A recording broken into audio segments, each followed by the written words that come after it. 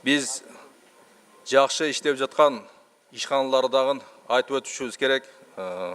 Ошолордун катарында мына бүгүнкү күндө Бишкек шаарындагы тазалык ишканасы.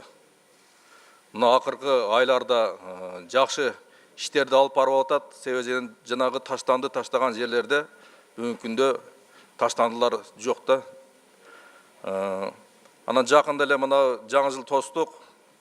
Ошол балаты тигилген жерде майданда дагы бүгүнкү күндө ошол 1 январь күнү 10 тонна таштанды чыгыптыр. Алар дагы эчтеке болбогондой кылып тазалашып, жакшы тартипке алып келип койду да. Ошондуктан ошол тазалык ишканасынын жетекчисиге, ошол жерде иштеген жамаатка ыраазычылыктарды билдирип айтып коюшубуз керек. Андан кийин мына жакында Азаттыктын сайтынан мен окуп калдым. Баткен районунда Самаркандек деген айылда жер астындагы күмүш шаар деген бир үңкүр бар экен. Ал эми ошол кайсы кылымдарда экенин такталбаптыр. Ошол жерде алтын өндүргөнбү же күмүш өндүргөнбү, ошонун ичи азыр бүгүнкү күндө үңкүр болуп калыптыр да. Ушуну канча жылдан бери изилдеп эч жыйынтык чыккан жок дейт да.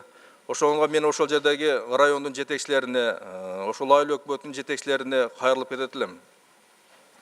Сиздер ошол инвестор издеп, же өкмөткө кайрылып, ошол жака бир акча каражатты бөлдүртүп, ошол жерде бир жакшы бир музейге айландырып койсо жакшы болмок деген бир ойду айткым келет да.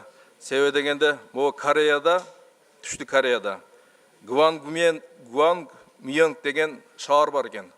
Ошол жерде деле ушундай эле көрүнүш, кайсы бир жылдары ошол жерден алтын өндүрүлүп, казылып чыгып, бирок ошол жерде азыр алар ошол шаар өздөрү акча каражатты бөлүп, ошол бир музейге айландырып коюптур да. Ошол жерге жылына 1,5 миллион, 2 миллионго жакын туристтер келет экен. Ошол жерден түшкөн каражат бүгүнкү күндө канчалаган каражатта ошол жергиликтүү бюджетине түшүп атыптыр да. Мен ойлойм, эгерде ошол шаар менен дагы барып туруп, ошол райондун жетекчиси достук мамиле түзүп туруп, ошол жерден көрүп, мен ойлойм, ошол Кореяга деле кайрылса, ошолор деле келип инвестиция салат деген ойду айткым келет да. Мына жок жерден акча каражатты таап отурушат. Канчалаган туристтер ошол келет, ошол жерге көргөнүчү. Бул жакшы көрүнүш болмок да. Рахмат.